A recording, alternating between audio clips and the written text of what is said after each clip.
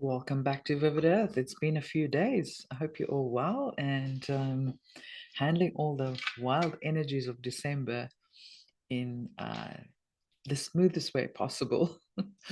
It's been pretty manageable, but it's been wild as well. And it's only just beginning.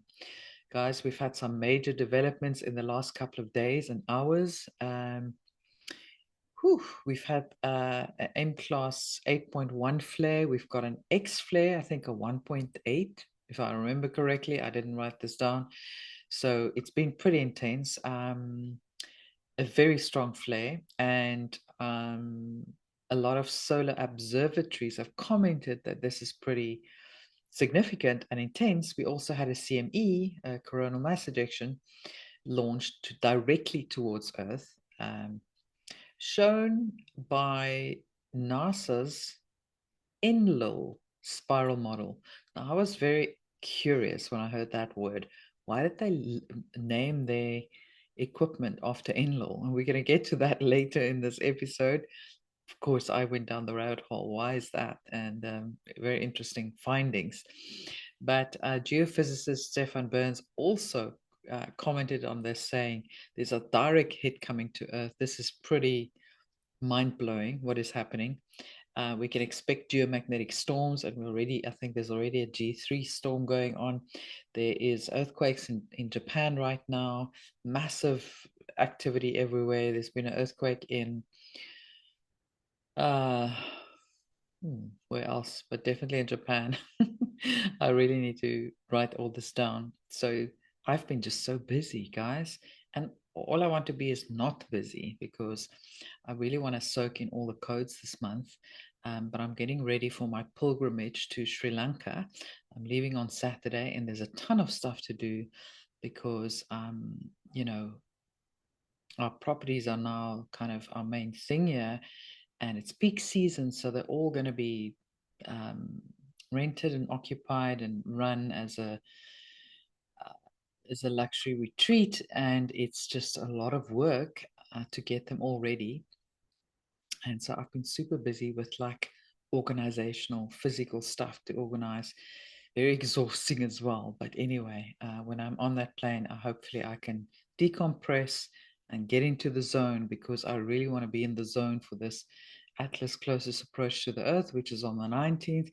So between the 18th and the 22nd, there's a significant window open for humanity where literally we're going to be birthing a new human. Now, for some, it may look subtle. Some may not even notice anything is different. But to those of us that are sensitive, we will notice a significant shift in the consciousness around the planet, in humanity itself, and an awakening of dormant DNA that we've never had access to before. Some may even have Kundalini awakenings during this time. So it's going to be significant. So that window, mark that window. It's very important because on the 19th, we've got 3-hour Atlas, as I said, closest approach to the Earth. We also have the galactic center alignment at the same time. And it's my hypothesis that actually 3-hour Atlas is from or came through the galactic center. And I've had no one else mention it, but they're both from the same region, which is Sagittarius A in our galaxy. And I don't believe the Atlas is even from this galaxy. And there's a lot beyond this galaxy that we haven't even explored, or most of us anyway. Take Andromeda, for example. Andromeda is from a different galaxy. In fact, it is an entire galaxy. That's why it's called the Andromedan galaxy. So it's not a planet. So the way we think about things, oh, that person is from Andromeda. Well, it's not just even one planet. It's not like you can say that person is from the US or is from Cape Town or London. No, this is an entire galaxy. So there's a lot of variety and diversity from that galaxy. We can't just, just say, oh, they're Andromedan and they're like this or that. You can't summarize it like that. It's a very diverse culture, actually. And yes, very advanced, typically 9 to 12D consciousness, but it is beyond our galaxy. And so 3-hour Atlas, I believe, is beyond our galaxy. And the galactic center is like a portal from our galaxy to another or the other galaxies. And so it's very significant to me that we are aligned with the galactic center on the 19th of December. We're also starting a new galactic center cycle, 12-year cycle, because it works in 12-year cycles, just like everything else. And it's starting a new cycle, which is very significant. We're also ending a 9-year cycle. So there's a lot of things happening over that time. It is, very, very dynamic, intense, significant, historic, biblical, even. And so this is going to be a very important time. So make sure that you make the time and space to be quiet. You don't even have to go anywhere to do grid work or to feel like you're being activated. We all will be activated over that time. The question is just how perceptive are you to take on these new codes, these new energies? Do you actually have room for them? Or is your cup so full and you are so busy that there's nowhere for it even to land? So these are the questions that you have to ask yourself. So we are getting ready for a very significant time. Before we move into that 19th December alignment, we will have the 1212 portal, okay, a very, very important portal, and it opens up to a mirror portal between 1212 and 1221. So that's a mirror portal, also very important, that I'll get into. So right now we're experiencing this G3 geomagnetic storm. There's some text disruptions, whether manufactured or not. There's a lot of posts saying that what we're seeing right now in terms of CMEs and coronal holes on the sun looks a lot like the Carrington event. In fact, almost the same. Now, you can't say for sure we will have a Carrington event, but it certainly looks a lot like that event in the 80s where there was a radio blackout around the world. So 1800s, not 80s. So this is very significant. I'm not a doom and gloomer, and I certainly don't promote fear. And that's why I'm not going to just do any guesswork here, because I think that's irresponsible. But it is important just to observe what's going on. So if we look at it from a scientific point of view, those are kind of the facts that I can mention. When we look at it from a spiritual, metaphysical point of view, which is a different side of the coin, that's all. It's not a different viewpoint, it's just a different way of looking at it. Neither one of these are not valid or more valid than the other, but I would say science is limited in its view, and that is where the metaphysical side of things come in. There was a Pleiadian channeling a few days ago that talked about what's happening actually today on the 9th of December as an Axelian wave, major solar activity coming in that will result in a lot of light codes coming onto the planet, DNA activation, emotional purging, timeline acceleration, and this purification process, which I've been talking about for over a couple of episodes, which is accelerating as well. So this is not a scientific point of view, but more symbolic and metaphysical, more looking behind the veil into the unseen world. It doesn't make it any less valid. It's just a spiritual interpretation layered on top of what is a real solar event. So when you look at how science and the metaphysical side of things overlap, both the channeling and the scientific community were describing the same solar wave. The channelings talked about an Axelian wave, and the scientific community just talk about a solar wave, right?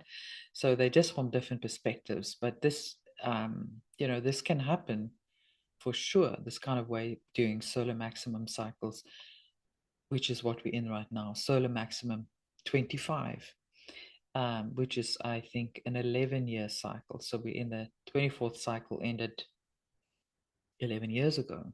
So we're also at the peak of a solar cycle, which is very significant. So science tells us what is happening physically in the 3D, while spirituality explores wide matters energetically. So the two kind of can work synergistically with one another.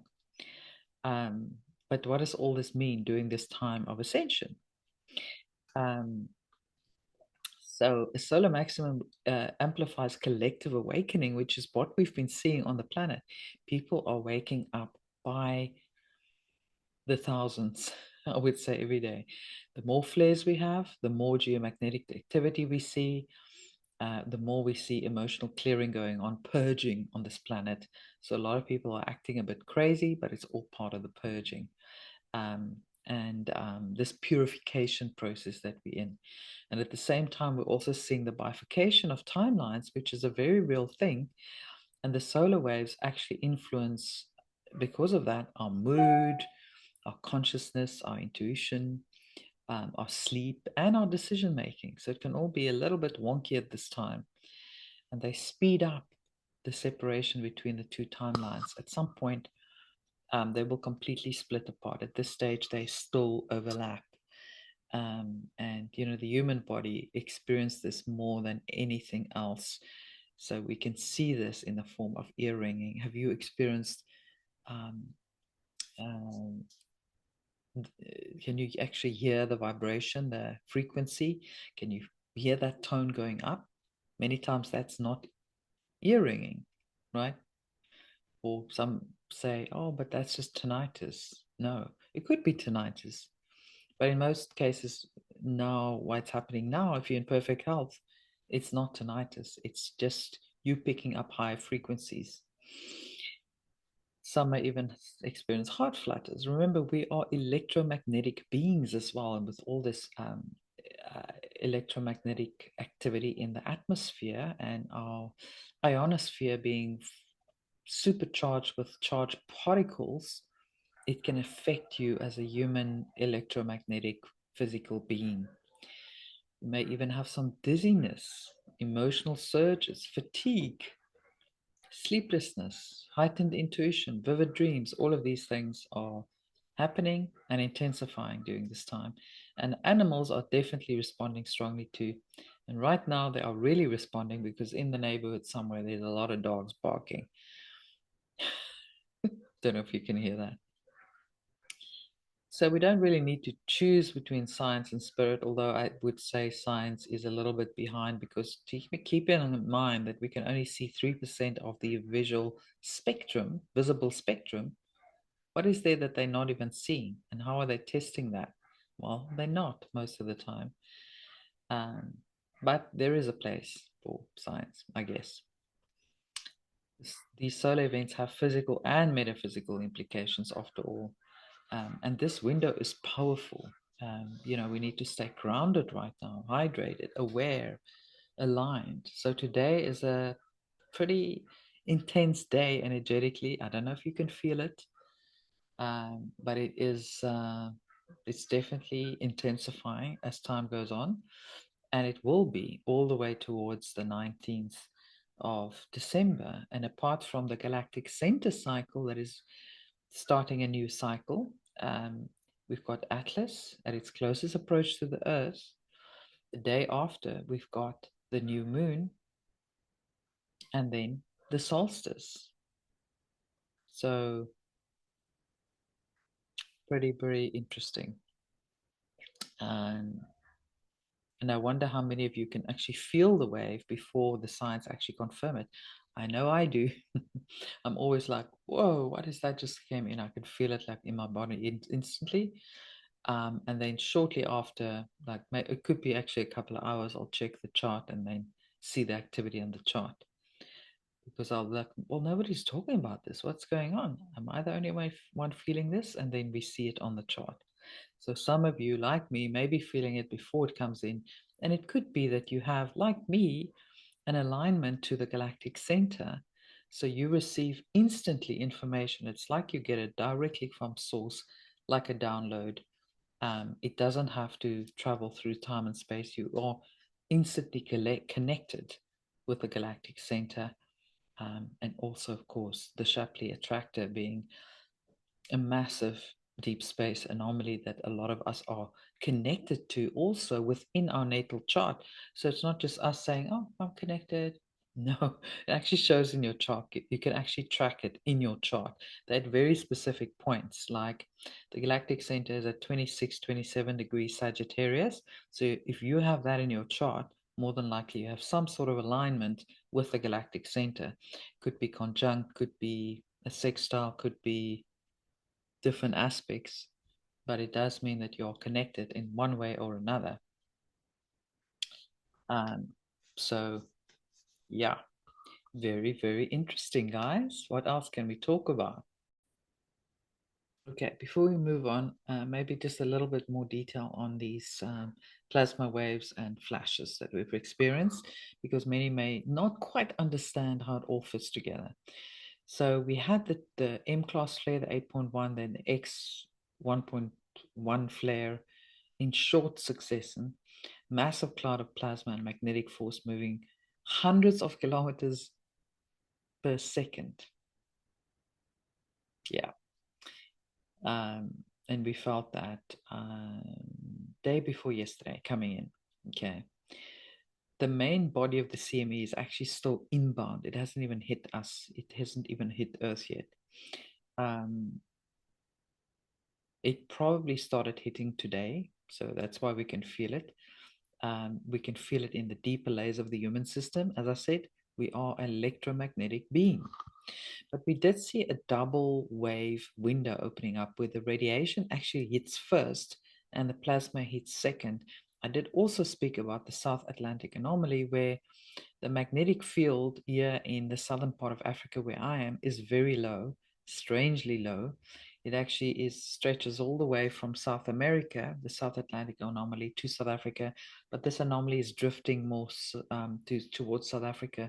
So magnetic field is very low here. We're more exposed to radiation, and you could say that we are feeling it more, all this radiation, light codes, DNA upgrades, and it can be harsh on the body, but we're also getting more of the upgrades. So I'll take that, really, I'll take it.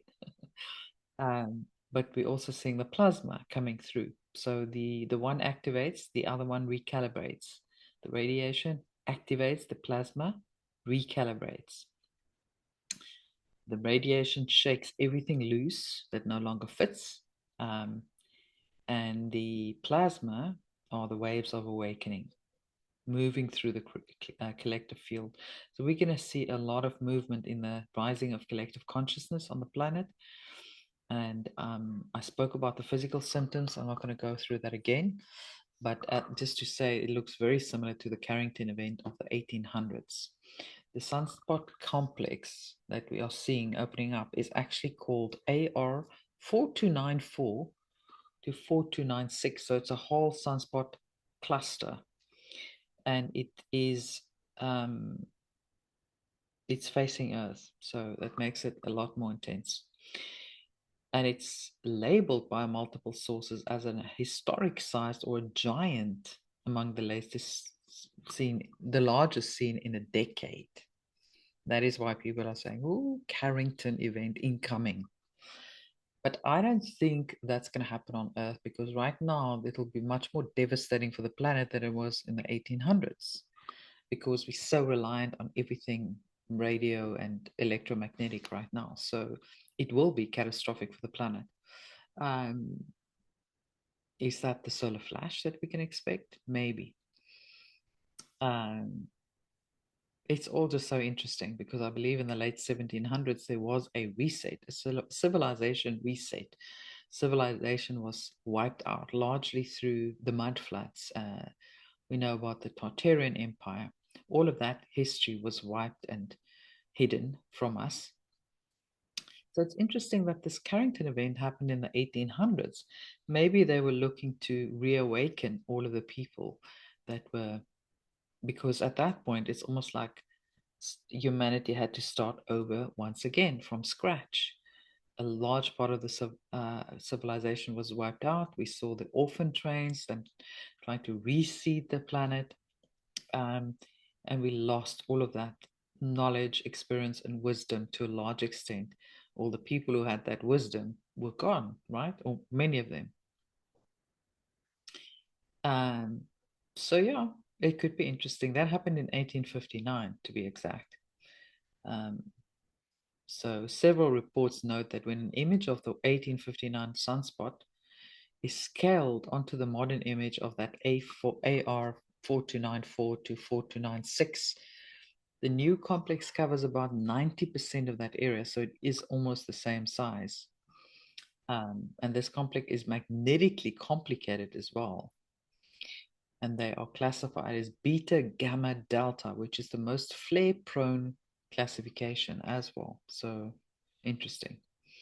But because of its size and complexity, a lot of experts note it could produce strong solar flares, including X-class flares. So we'll probably see a few more X-class for sure, if not the Carrington. Yeah, very, very interesting. What else did I want to say to you? Let me check. So back to the Enlil spiral model, which NASA named after Enlil, the Sumerian Anunnaki character. And then I was like, but why did they name this spiral model Enlil? So I was like Googling. It said, no, he's named after the mythical character because he was in charge of storms and weather and in myth. And I was like, well, he's not actually a mythical character. He's a very real character, part of the Anunnaki story and very much part of the human story, right? Tinkered with our DNA, controlled our civilization, dumbed us down, all of these things. He was a very real being. A lot of people have been researching the story, and I feel like we haven't quite reached the nexus of this story. Everything is not quite as it's been told, not even by the most prudent researchers. Forget Zacharias Sitchin, we know was a you know, part of the Illuminati, or they've kind of, what is the word, recruited him. Okay, and then he wrote this book, and supposedly he's now the authority on this Anunnaki story and how what happened on Earth during that time with humans. But we know that he was a controlled character. So can we really trust that story? So I believe even other researchers and other authors that wrote about the Anunnaki, and even the tablets, the Emerald tablets, it's not really telling us the whole story. And we're going to be discovering more and more layers of this part of our history that is not available to us now. And perhaps it's not the right time to be revealed. Maybe it will be revealed when we can totally digest and assimilate this information. You know, it was also thousands of years ago, so we can't imagine the mentality during those times. It was very different. So what we see today as bad maybe was completely acceptable in those days. So you've got to also think about it like that. You know, we can't look at things from our 2025 lens when the way we view the world is very different now. So back then, very different from what it was now. They had different challenges on the planet, which meant different solutions were needed than we need now. Even things like, you know, fertility. We see all these fertility uh, gods and goddesses, but back then there was a real problem with, you know, population numbers and that kind of thing. So fertility was something that was celebrated and much needed back then to seed the planet in a way, in a certain way. That's just one layer. There's many, many more layers to it. But I was interested why the NASA spiral model was named after Enlil. There must be deeper something there. So I literally went down the rabbit hole, because we know that he was not benevolent towards humanity. He viewed humans as a disturbance. He viewed us as noisy, inferior, disposable chattel, right? He ordered population culling many times. You know, we look at the flood myths that are present in every culture. He supported authoritarian control systems, aka the Yahweh narrative that, he made himself the God at some point, and even wrote himself into the Bible. His rulership was based on fear, obedience, and hierarchy. And so it wasn't of a benevolent nature at all. And he often acted against human autonomy, experimented with our DNA, dumbed us down, whether whoever was that is what he ordered. We know that he also clashed with his brother Enki, who was supposedly more pro-human, but perhaps not also as benevolent as we thought he was. And again, I'm speculating here. We will see how things unfold, and I'm sure the truth will come to us at some point. But in that story, Enlil was obviously all about control, surveillance, suppression of human consciousness. So if you tie those qualities to this NASA spiral model, then you're like, okay, starting to make more sense now. So what does NASA actually represent? Well, we know they're not a space agency. We know that much. They are a military intelligence operation. They have deep ties to the DOD, the CIA, DARPA. They were created primarily for information control, to control the narrative, not transparency, that's for sure. And they're heavily influenced by the same power structures that historically suppressed humanity's sovereignty. So they definitely do not have our best interests at heart, and they definitely do not tell us the truth. Did you see, I spoke about this already, the pictures that were released about 3-hour Atlas from NASA with all their trillion-dollar equipment?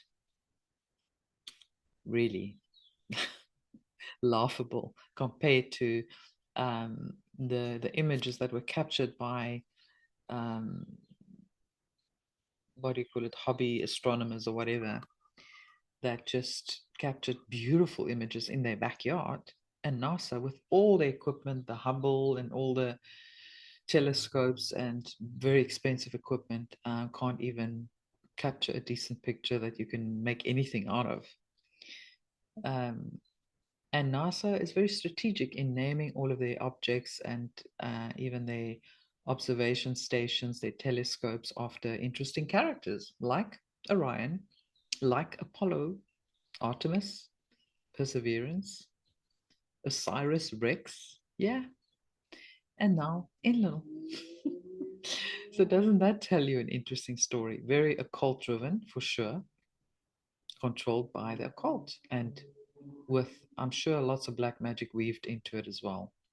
So these names aren't random. They are very, very specifically chosen and symbolic gestures of ancient archetypes connected to control, divine kingship, celestial hierarchy, sun cults, resurrection technologies, genetic engineering, duality, and domination, all of which is coming to an end now on this planet. And this is why NASA is getting exposed the way they do. They're being, they're being shown for who they really are. Nobody trusts them anymore. You just look at Twitter, any post about NASA, everyone is in agreement they are a complete joke, and they're definitely not a space agency. But whether they will be dismantled altogether or used as a useful tool in the new white hat era and strategy, most likely they won't be completely dismantled, but to a large part, they will not be the same agency they are today. So yeah, Enlil fits right in with that strategy as far as I'm concerned, and they're putting it right in our faces as well. As I said, Enlil is historically also known as the god of storms, wind, forces that move from the heavens to the earth, purification events, population resets, commands issued from above. But maybe it's more about manipulating the weather than actually monitoring it, right? So this is a perfect symbolic match for Enlil's domain. It also kind of refers maybe potentially to the Watchers. We know the Watchers, while they're in the Anunnaki times, where they were watching over humanity, more like guarding over humanity, you know. Um, who knows what technology they had then? Maybe they had the same technology we have today. All these satellites that can watch every square inch of this planet, really, because that's all available. And then, um, so, they tend to monitor humanity's exposure to all these cosmic energies because they don't want us to catch up too much, because they know that these solar flares will have an effect on our DNA. And so they're watching that carefully. They still think they have a chance of reversing all of this, but they don't. The outcome is already determined. It's done. Gatekeeping, control over what the public is allowed to know about solar impacts, controlling the narrative, what we're allowed to um, read about and see about, and they are the authority, right? So suppression or distortion of these cosmic events that awaken the human DNA is the order of the day. And then, of course, ownership. So the continuation of the Enlil type archetype that views humanity as something to manage, not to uplift. So all of the solar activity is threatening all the control systems, and it naturally just brings all the shadows to light. All that is no longer in resonance will come up and to be seen, and it will crumble all by itself. And it is already crumbling, like I said so many times. So the sun really is our great liberator at this point, because it's not letting untruth or any distorted information remain in the shadows. Um, and um, and so we're living in absolutely historical times, because, and I don't believe this is sun. The sun, they say, is awakening humanity, and I just think it's ourselves that are waking ourselves up, because we're sending those codes through the sun, which is a portal, to reach our human avatars here on Earth, so that we may awake organically as sovereign beings. And all of these solar storms are just accelerating ascension. So bring it on, as uncomfortable as it is sometimes. Um, so, yeah, no one, not even modern or any ancient god whatsoever, can stop what's coming through the sun. The solar cycles are beyond their reach. They can't control that. And the awakening is happening anyway. And it's not slowing down. So their time is limited here on Earth. Our time to awaken fully to our multidimensional self is reaching a crescendo. And we're just waiting for this birth of the new human that's going to happen in the next week or two. And so be mindful of what you are doing with yourself in the coming week, especially from the 12th onwards, Friday onwards. So I will maybe do another video on that separately, on how to set intentions and receive the codes in the best possible way for that date. So I'll talk to you guys about that again just before I leave for Sri Lanka.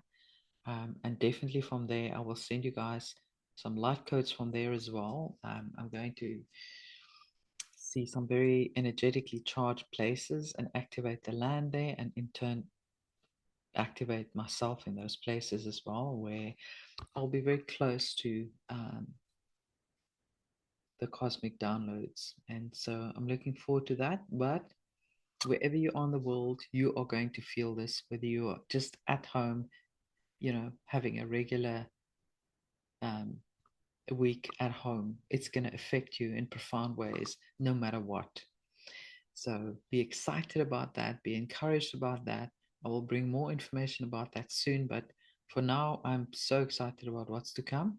This is a pivotal point in our history, and I hope you make the most of it and realize how lucky you are to be a part of the ground crew that are going to be fulfilling our mission of guiding humanity into the new earth, anchoring the new codes of new earth. That is our job.